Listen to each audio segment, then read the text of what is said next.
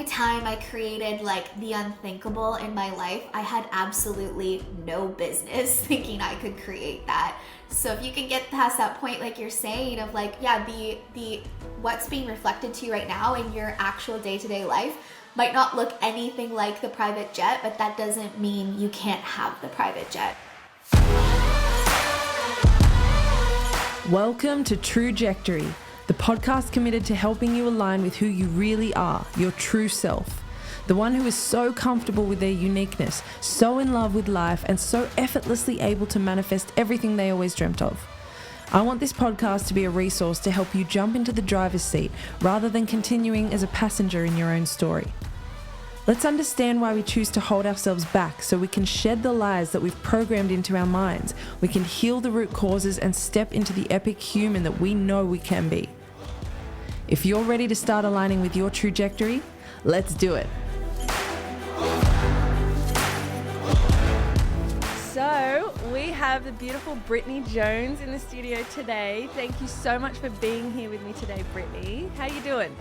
Oh my gosh, thank you so much for having me. I'm so excited. So am I. I'm so excited. I want to know all about your life. I want to share it with my audience because I think what you're doing is so brilliant. And this is the whole point of this podcast, to showcase people who are living in flow with who they really are, and they've created a life that they really genuinely love. So for anyone who doesn't know Brittney already, you soon will. She is a podcast host, she's a business coach, she's a wife, she's a mama to be, and she's a social media growth expert. And she's someone who is just literally living the life they want to be living, and she radiates that energy every day in all of her content. And so I was just so attracted to her energy, and I'm so excited to just get to know more about your life and how you've built what you've built. So let's get into it. Thank you for that. You need to write my Instagram bio. Like, you know when people ask, like, oh, give me a little bio on you, and like you never know what to say? Like that was great. Thank you. Yeah, I'll do a little audio clip. You just send the audio clip. Here it is. It's perfect. I love it. So, I mean, let's get started with what you're doing with other people. What is the transformation that you're facilitating for other people? Like, what is it that you're teaching them at the core of what you're doing? Yeah, I mean, if we break it down to the core, it's confidence. It's like teaching people to believe in themselves again. Like, yes, all of the great external things come from that, like income growth and business growth and financially backing yourself and time freedom and all of those great things. But what it comes down to at the end of the day is confidence and just believing in yourself and actually going for it when a lot of the times everything inside of you is saying like, this isn't gonna work, or how do you know it's gonna work? And that's a really good question. It's confidence. That is so beautiful. I love that. And that is, I sort of speak about that sort of thing all the time, saying this is the thing that we're not, the sort of missing piece, right? Coming back to who you truly are is step one, because all of these other beautiful things that you can manifest are the byproduct of aligning with who you are. Because when you are whole and when you are being who you truly were meant to be here in this life, without the, well, they said I shouldn't do it, or they said I should do it this way, or I'm worried what they're going to think. When you can drop all of that and, like you're saying, be confident, it seems simple. It's not. Like, what you're teaching is a superpower in this day and age. And when you really like hone in on that, I think, like you as the example, you witness everything start to flow and you're like, what? It doesn't have to be so hard. What is happening? Isn't that the paradox of it? Like you say, you're like, it isn't that simple. And then when you get there, you never really arrive, but for all intents and purposes, you get there and you look back in hindsight and you're like, oh, that's what they meant by it gets to be easy. Yes, exactly. But until you get there, you hear that line, you're like, it's not easy. What are you talking about? So true. So why are you passionate about this work? What was it in your journey that sort of made you go, oh, okay, I want to teach this?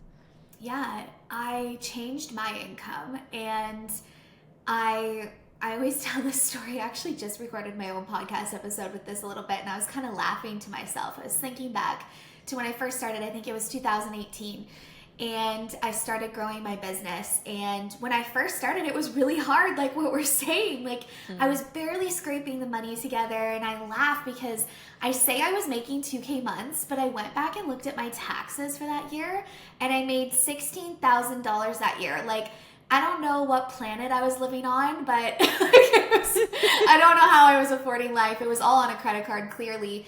And I remember just being in such despair about it, like if I don't figure this out soon. And I sat on my bathroom floor and I was in tears and I said to myself, if I ever figure this out, I am going to tell anybody under the sun that wants to learn how to do this, because no one deserves to feel like this. And within a month, I went to 20K months and I've grown my business from there and completely changed my life. Like saying that kind of money, it still seems crazy to me after all of this time, And I decided I'd start my podcast and just tell people, like, you can create that unrealistic life, that vision board you keep creating, or those Pinterest pins you keep creating. Like, there's a whole corner of the internet, there's a whole group of people like who live that daily. It's not weird to them. Yeah, that's so incredible. And so what do you think it was the main thing that changed within you to be able to go from less than 2K months to a 20K month? Like, that's a big jump and that's incredible. So do you sort of look back and go, it was sort of a culmination of all of the things I'd been working on coming in that time? Or was it like something that you went, bam, this has got to change now and here it is? Yeah, I'd say it was probably my money mindset work, and like really mindset work more than anything else. Because like we've both talked about this before, you can do the checklist. I could give you the 50 perfect things to do on social media and you're going to get to where you want to be. And like, none of that works if you don't have the energetics and the mindset to back that up, which is the belief in yourself and the self-worth. And like I always say, it's a little bit of delusion too, believing in yourself when you have no business really believing that it's gonna work out. Like, I was like in the grocery store budgeting for toilet paper. Like, how did I just was delusional thinking I was gonna just create this massive income all of a sudden. I love that. I think that's such an important point, and it's so funny. I was just thinking about that yesterday, and you know who brought that to my attention? Who you would know as a Canadian? Bob Proctor. Oh my gosh. His work has been so, I only just tapped into him this year and it's changed Really? everything for me. Just the way I love the passion that he speaks with and how like loud he gets and everything. But that one thing that you just said, the delusional side, he actually really supports people going and studying acting. He's like, be an actor, act, pretend, fake it, act like you are living that life. Be completely delusional. And the only thing, again, this comes back to confidence, right? The only thing that'll stop you from doing that is going, what are other people going to think of me if I say this or if I act like this or do this? So again, like coming back to that real core belonging and that confidence, and that's what you're teaching people. It really, really does come down to that, doesn't it? It totally does. It's so funny you bring up Bob Proctor. Like, I knew him, like, really well. What? Yeah, and I've met him blessing. so many times, and he is like that in person. Like the way that you see him speak, like, obviously he's passed away recently, but, in his videos and stuff, like, this literally how he is in person, too. Like, he just emulates that. You know what, there's this shopping store in Toronto. It's called Holt Renfrew. I don't know if that's an international thing. I think it's just Canadian. Might be. It's like this haven't massive, heard of it. It's like a designer, like really expensive store. And he used to take people there to like break them through their delusion and like their patterns of what they think is possible for them. And he would make them shop without looking at the price tag of things to just like get in this like dream state. Yeah. And it's something the store continues to do with people all the time. It's wild, but he really eats, sleeps, and breathes that whole like believing and acting as if piece. Yeah, absolutely. Like that was, and I love hearing that. I love that you've met him. What a blessing for your life. So cool. But also to hear that, because I had figured that was the case, because every time he speaks, he's so passionate about it and you can just hear it firing in him. And I love the fact that someone asked him, what would you want to be remembered as when you're gone? And he said, just as a student. And I'm a student of this work, and this work is the most important work. And I truly believe that once you can understand how you can work with energy and create the life that you dream of, what else is more important than that? It's like, it's incredible. So, wow, that's amazing. I feel like I'm one step closer to Bob, even though he's passed on. That's so beautiful. So what just so we sort of get a bit of a feel of what your life is like, what's a typical day like for you? I'm sure there's, multiple different variants, but what's a typical day like, I'm in just your laughing CEO because life? I live such a crazy life. So On the farm, I love this. I'm on the farm. So like to put this in perspective, like when I moved to the farm is when they got internet. So I like live this like internet life and like the farm is like not that. So yeah, what typical day for me? Like we have a lot of farm life stuff that goes on around things. I get up, I do my morning routine, which has become like my baby. It's like the backbone of everything I do. And in talking about mindset and believing in yourself, like that is how I stay in that capacity. If I don't do my morning routine, like I can really see how it's affecting other things, right down to my income. And that's like a big measurement for me just in the business world because I'm always talking so much about business, but I can really see the impact when I'm not doing that. I have breakfast every day with Matt, like a farm breakfast, like exactly what you're picturing. Like it's like literally like Little House on the Prairie. Yeah, it's like a thing. And then I work for a few hours a day and then do more farm stuff, life stuff. I travel a lot. Yeah, my big thing is working a few hours a day. I don't put in a full day anymore.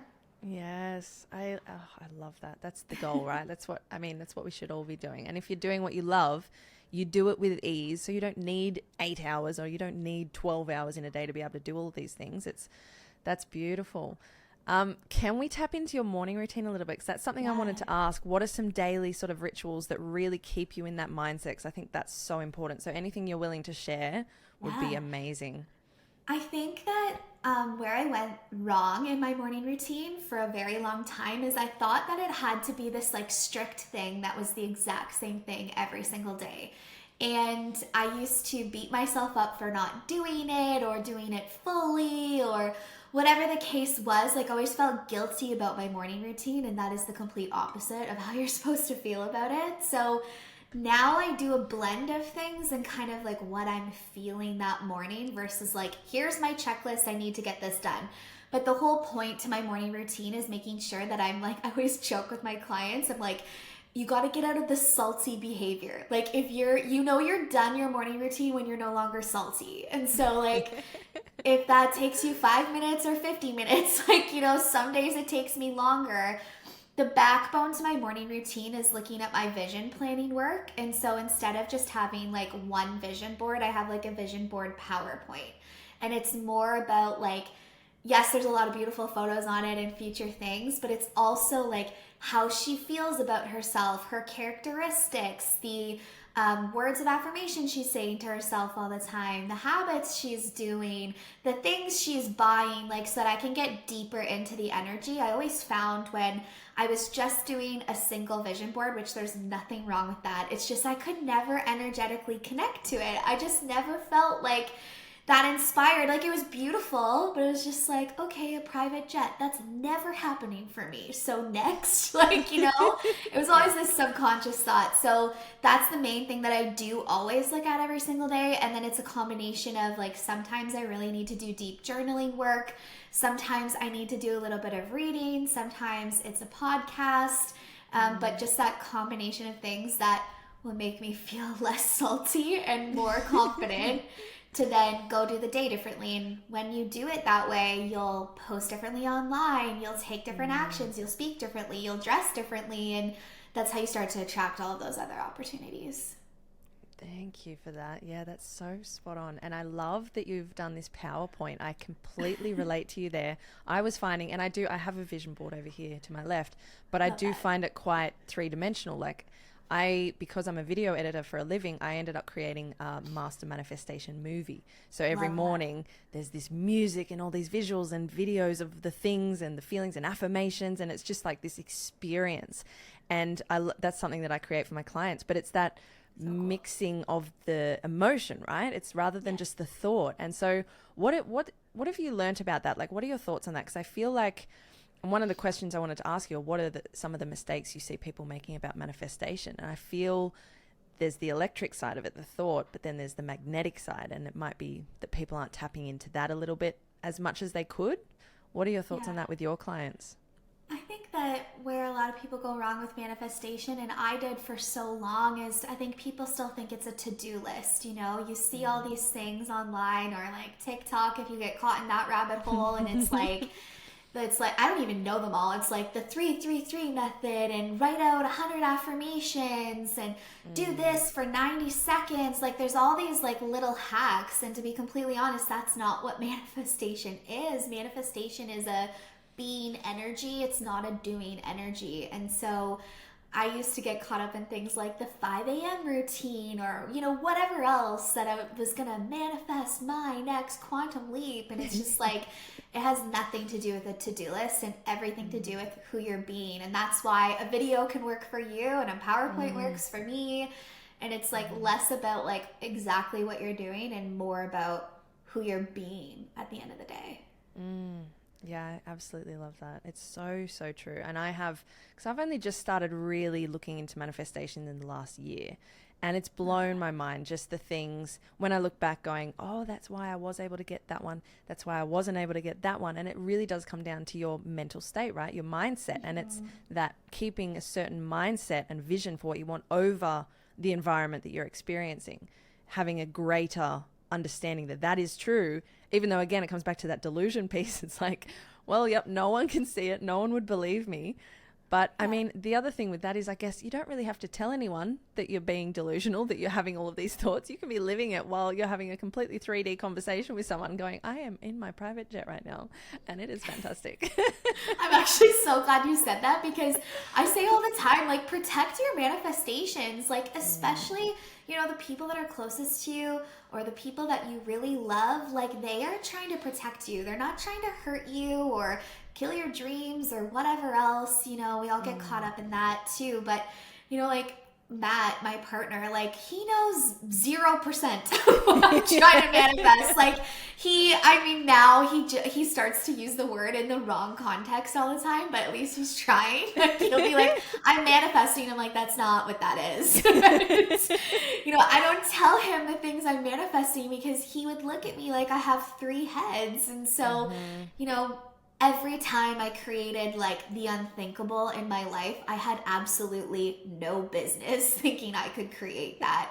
So if you can get past that point, like you're saying, of like, yeah, the what's being reflected to you right now in your actual day-to-day life might not look anything like the private jet, but that doesn't mean you can't have the private jet or whatever else it is that you're focused on.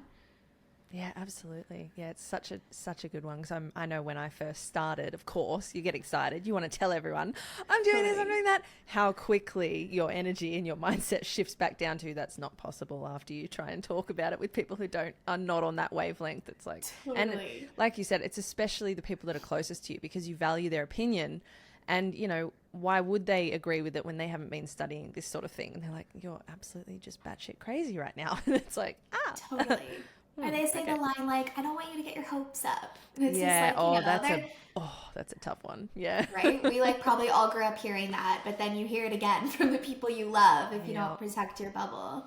Yeah. And you really do go back to that child state. Like, I mean, I did anyway. When I've heard that from people close to me, my family and all sorts of things, it's like you sort of revert back to that child version of you that, you know, took that advice on. So again, overcoming that and having that confidence is like, that's why I say it's a superpower, because it really is, to be able to like go past all of those beliefs and all of the things from all of the people that you love the most and go, no, my vision is greater than this and my ability is there and I can do this. But then to hold that every single day and like maintain that, it's like, ooh, that is powerful. Yeah. So, sorry, what were you going to say? Well, I think people underestimate that you have to do it over and over again. Like you're saying, this is not like once you do it at the beginning of the year to set your goals and then you're good for the, like, there were some days I was like 30, 35 times a day, just like resetting myself. Yeah, honestly, I have reminders in my phone just to receive, to recalibrate all sorts of things, because obviously, you know, 3D life kicks in and I'm still working a full-time job as well as starting my own business on the side, as well as doing the podcast. So things do get a little bit 3D sometimes. And I go, wait a second, I'm living all matter versus matter right now. I need to get back into my energy state. What's happening? Totally. So something that I love about, I can't actually remember where I saw it. It might have been one of the things. I think I purchased some of your content around how to build social media, because it's something I'm in the process of doing myself. And you had a line that was along the lines of, you know, one of the biggest ways that we self-sabotage is that we tell ourselves it can't be simple. So what is something that maybe we could give the audience as a tip as to start working away from that, you know, start understanding that it can actually be simple? Yeah. This hard work is ingrained in us. It's the way we're brought up. It's the way society is created, jobs, like education. And I grew up like working 3 jobs to put myself through school. Like, so it's just been like I always say I was raised on hard work, and there's nothing wrong with that. I think it taught us all valuable lessons. I would never go back and change that. But then you enter entrepreneurship, and does it take work? Absolutely. But we start to get in this place where, oh, it can't be that simple to grow a following. It can't be that simple to create money. And people will literally give you the roadmap. And your brain is so fixated on it has to be hard. It has to be sacrifice. It becomes like a dog with a bone, and it'll be relentless about that. And it'll keep trying to recreate scenarios for you that reflect back that it is hard, that it does require sacrifice, that it does require a lot of work. So it'll bring you people, ideas, situations, business ideas, next moves. It'll tell you you need to do the laundry before you record your podcast episode. Like, you'll just get stuck in the hard work loop energy. And I think when you can like see that your brain is doing that, it's a little bit easier to step outside of it. But one thing that I heard when I was like really starting to build my 3-hour workday and get out of this like work hard mentality, and this was during like the craziness of 2020. And our business had taken off, and we were working insane hours. And I was just like, this can't be. Like, we're going to start a family. Like, I can't do this for forever. And someone said to me, they were like, if it was just about the hours you put in and hard work, millionaires and billionaires could not physically exist. There would not be enough hours in the day. And when she said that line to me, I was just like, wait a second, you're so right about this. And just seeing things like logically for me in a more like, I don't know, scientific way, whatever you want to call it, helps me break down the energy and build my belief differently. And so ever since then, it's just been something that's stuck with me, where when I am overcomplicating it, I'm like, wait a second, there's another way, because millionaires and billionaires could not exist like this.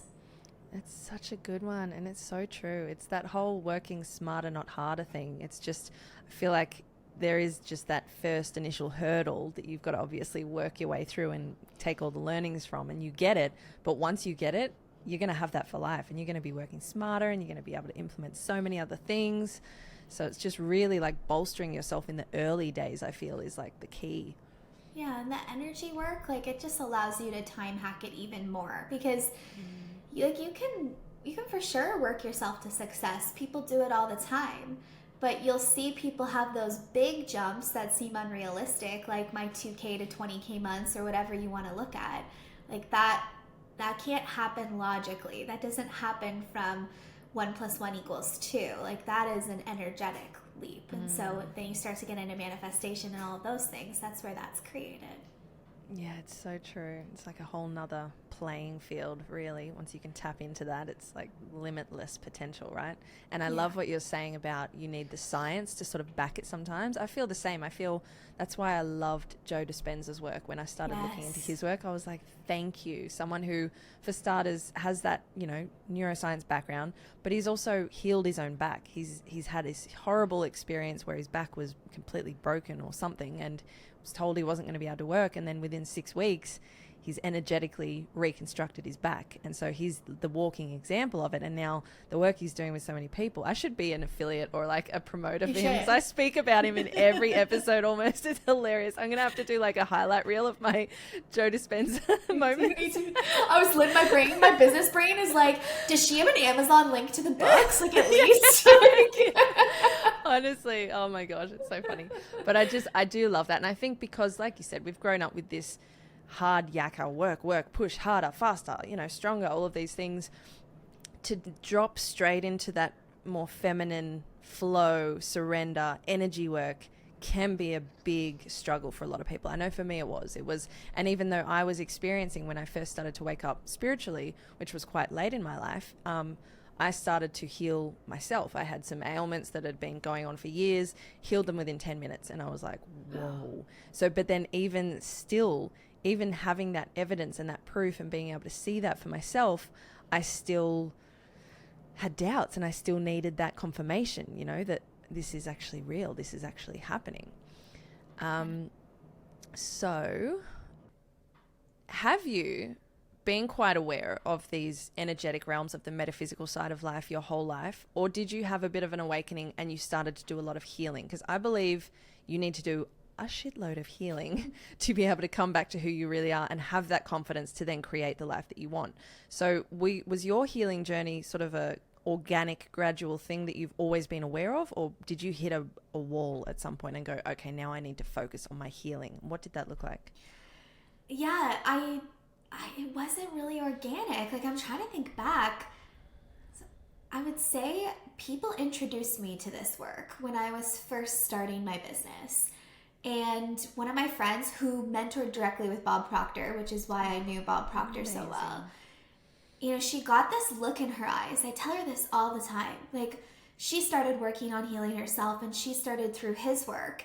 And she got this look in her eyes. And I was like, I don't even know what it is you're offering in mentorship. I couldn't even tell you what I'm paying for right now. I just want whatever you have. Like, it was just like a different aura about her. And from there, that started the whole, Pandora's box, like everything after that, right? And all the healing, like you say. That is beautiful. And it really is all it takes sometimes, hey, just to see it, to see that it's possible, and to go, no, there's something deeply, this person is whole, and they radiate at a completely different frequency, and we just sort of go, I want that. Whatever that is, I want that. I'm going to start steering towards that. Yeah. That's beautiful. So let's tap into social media a bit, because there are so many people that are using this beautiful tool to be able to create the life that they want, and there are a lot of people doing really well, and there are even more people not doing so well. So you've sort of come in with your advice from your experience, which I love, because you're speaking, you know, you're walking the walk, you're showing it the example. What are maybe 3 top mistakes that you see people making in their socials when they're trying to run a business on there? Oh, that's a good question. Okay. And you're like, there's 50. I know, I'm like, where do I start? Yeah. Okay, the first thing I would say is don't forget that social media was meant to be social. It was never meant to be a business platform. It was never meant to just come and sell on. And do I sell every single day? You bet your butt I do. Like, you know, I always say, like, Target doesn't apologize for selling. Like, they open their doors every single day. So I still sell every day, but that is not the point to my social media. And I think when you can remember at the heart of it, there are people, and it's supposed to be social and community focused, you're going to do really well on your platform. If you are coming there to just get something from social media, you never will. It has to be a give and take and a reciprocal relationship always. And if you come there just to take from it, which no shame in that. I've had seasons where I'm just bitter and resentful because I'm not like getting what I think I should be off the platform. And you, like I'm saying, you'll end up very resentful. You'll hate the app. You'll feel like it's against you. You'll feel like nothing you're doing is working. And if you can just come back and have fun with it, people can feel that. Like, people can feel your energy.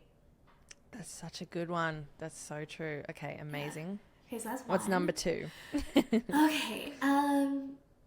Okay, this is more tactical, but I think that people believe that you can just post and people will just find your stuff and buy, or whatever the case may be.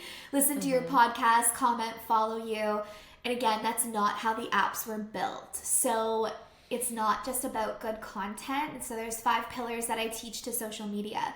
And one of them is audience growth. And it's about going out there and being social with people, going and commenting on their things, watching their stories, engaging with them. Like, if you want people commenting on your things, you got to go comment on their things.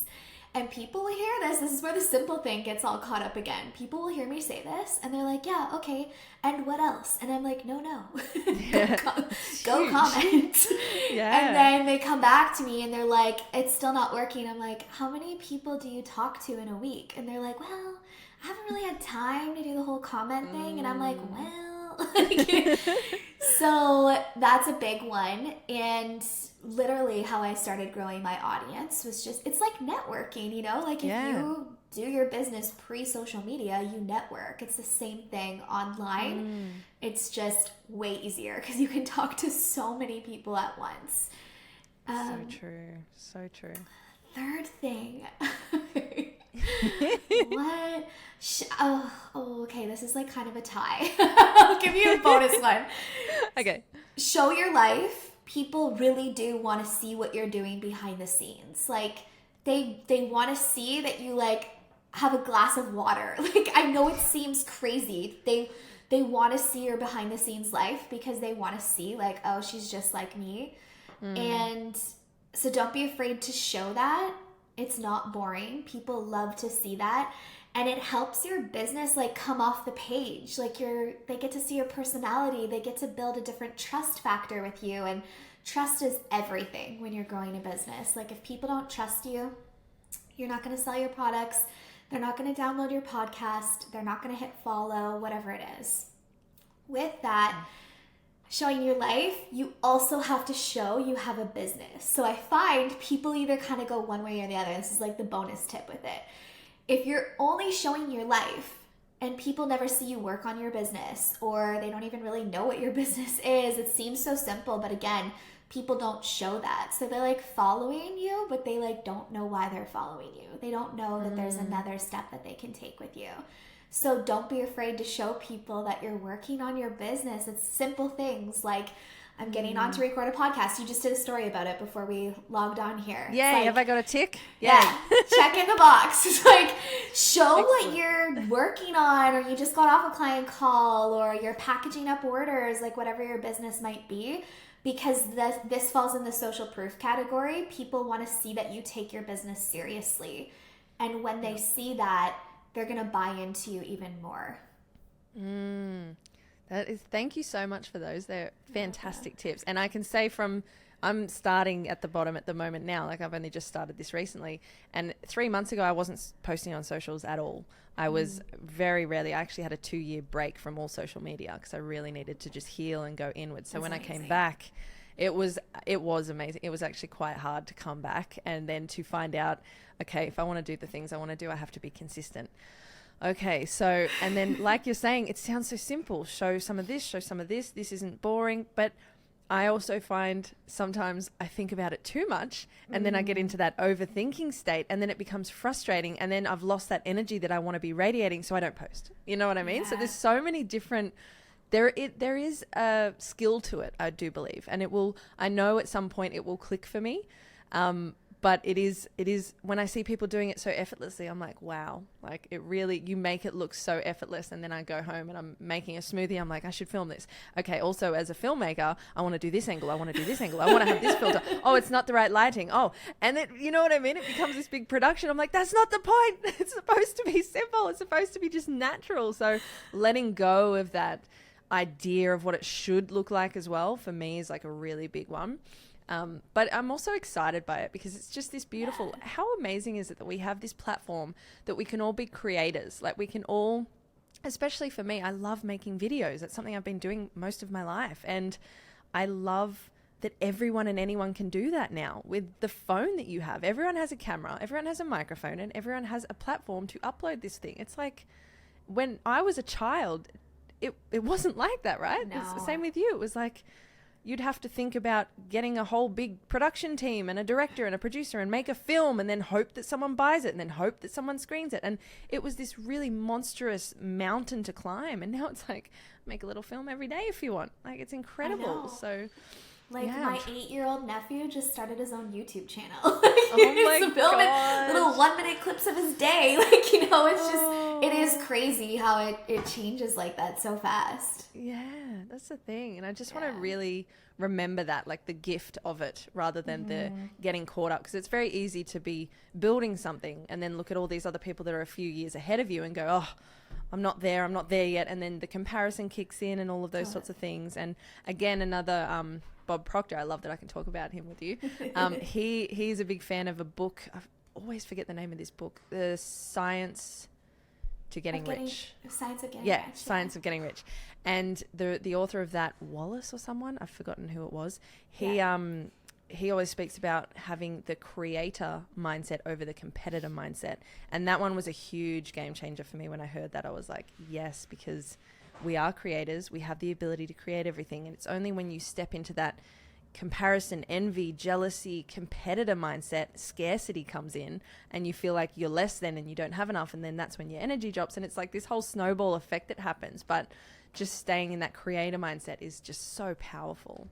And if you can bring in that delusion talk like we were talking about before, like, you're going to do so well online. Like, I had to act like I had 100,000 followers before I actually did. I had to act like people cared about my free classes before they ever did, you know? So if you can ignore your numbers, which is so hard because they are literally thrown at you on social media, but if you can not look at them and just be delusional about it and show up like as if you had 100,000 followers or whatever, you know, maybe that scares people. Maybe it's you just want 1,000 followers. It doesn't matter. But if you can act as if you already have that, you will let go of the comparison and the validation we're all looking for online and get back into that creator state, and you'll have so much more fun with it, and people will just flock to your posts. Yeah, it's such good advice. Honestly, it's so spot on. So how do you still show up on socials when you're having a low mood day? If and when those days come up, do you have sort of strategies that you've prepared for that sort of thing, or do you just vibe it each day? How do you do that?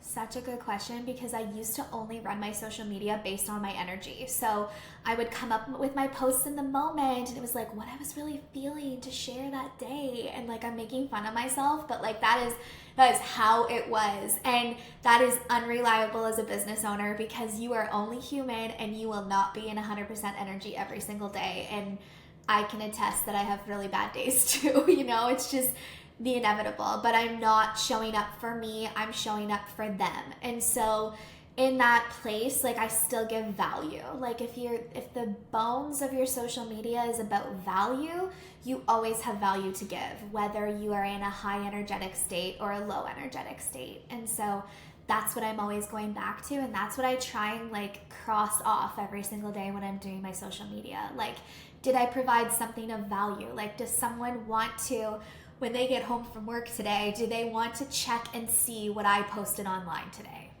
I love that. And giving value, that's such a key, because I mean, the more you give, the more you receive, right? And like you were saying, if you're using social as something that, like social media, that you just take from, or that you're trying to get something out of, rather than giving that time to build those relationships and comment on other people's things. And I can say I've definitely fallen into that. When I first came back, I was like, well, I'm just going to go in for the things I need and get out. And then, I'm going to switch my phone off for the rest of the day, whatever. But I've put the things out, and it was like, well, why would anyone want to interact with me when I'm not really interacting with them? It would just be like the physical version of it. I try to imagine us physically. When you've got, even if you've got 70 followers and people think that's nothing, imagine 70 people in your house. That's a lot of people. Like 70 people is a sold out show to come listen to you. I say this all the time. Like, you put those 70 likes in one room, that is so many people.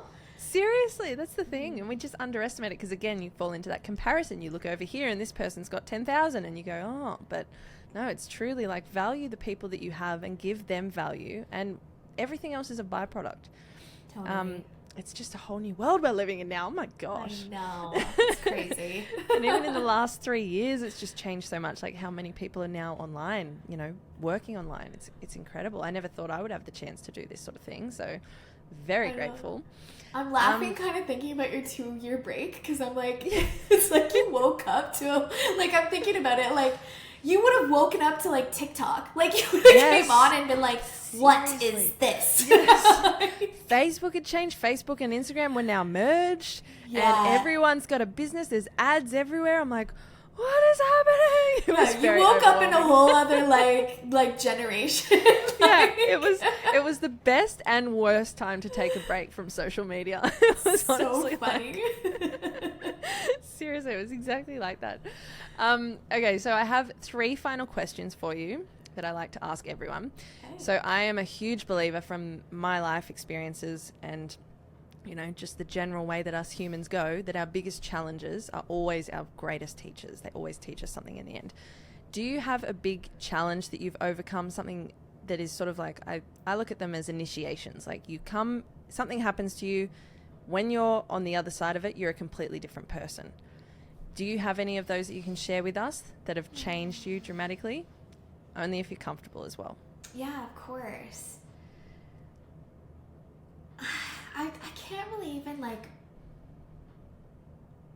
can't pinpoint I always say I haven't had the dark night of the soul or those moments, and I used to feel like I wasn't spiritual enough because I hadn't had those deep moments, which is crazy to say out loud. You're probably just a master. No, it's I just what would be my biggest challenge? I mean, moving to a farm is a big shift. Oh my God. That's a whole different lifestyle. That's incredible. That just about killed me, actually. So that could be a challenge. Honestly. Yeah, that did almost kill me. That might be considered a dark night of the soul. So maybe what's one thing that you sort of can take from that now and go, I'm so grateful for this. I wouldn't be this way, or I wouldn't know how to do this thing if it wasn't for living on the farm. Because, that's such a huge shift. Yeah, I think everything is happening to make you stronger and more resilient. And as cheesy as it sounds, everything is happening for you, not to you. And so in those days where it feels like I don't know how I'm going to keep doing this, or why did I choose to do this, you will always look back in hindsight and be so grateful for those moments if you can just keep putting one foot in front of the other. And don't be afraid to be yourself in the middle of it. I always joke that I was the princess coming to the farm. I pulled up in a Range Rover. They were probably what the hell is that? So it's lighthearted, but there's deeper parts to that too. But just don't be afraid to be yourself in the middle of it, and the right people will always stick with you during that. I love that. It's something that so many people struggle with, is just being yourself, right? It's something we sort of almost repel against ourselves. No, we've got to fit in, we've got to do this. So I love that. I love the visual of you. I'm imagining pink suitcases and rolling out in heels on the cobblestone. I have Timberlands with heels, okay? Work boots with heels. What? It's a thing. Those sound epic. I love that. Oh my gosh. Okay, second last question. Can you tell me 3 qualities that you value about yourself? Oh, these are really reflective. Yeah, okay. I like you to take a moment to appreciate who you are. You know what I mean? So what are 3 things that you're like, yeah, I got this down. I love this about me. My kindness. I really do feel like I have a big heart. When you come into my world, whether that's the business world or just our life in general, I just care so much. So I think I have that kindness factor. I definitely feel that with you. We've just met and I feel so comfortable with you, and you've offered your time. You've been so gracious. So I'll say check for that one. Thank you. Okay, I'm passing. Hardworking, which is funny because this whole episode was about, working smarter, not harder. But I think that you can't teach that to people, and it brings with it a lot of drive. And I think that's rare in people, especially post 2020, and something that we talk a lot about with our future family that we want for our kids. So I would say the hardworking. I love that about me. Love that. The third one, I feel like I'm like being asked to do the report card where it's like rate yourself on a scale of 1 to 10, but you don't want to give yourself the 10. You deserve the 10s. Come on. The third one, I would say trustworthy. I just... Beautiful. Yeah.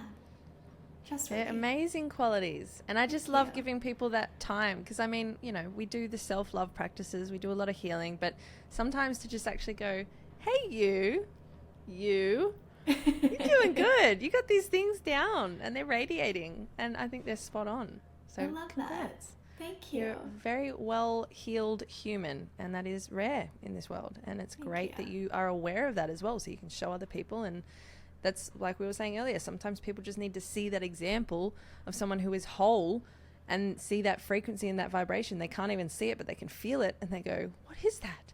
I want that. It's the 4-minute mile that Joe Dispenza always talks about. No one thought they could run a mile in 4 minutes. Someone does. Suddenly everyone can do it. It's just humans helping humans. So that's you helping other people by being your best version of you. So I'm so grateful for that. You've drawn me into your world by just being your radiant self. So thank you. It's beautiful. This is so nice. That's good. I'm glad. I don't want anyone leaving going, well, that sucked. Not at all. So final question, beautiful Brittney. Can you give me your definition of what the true self is? What does it mean to be the true self, your true self? Who you were created to be. Who God, who the universe, whatever you is your higher power, like who you were created to be. Thank you so much for that. That is so beautiful.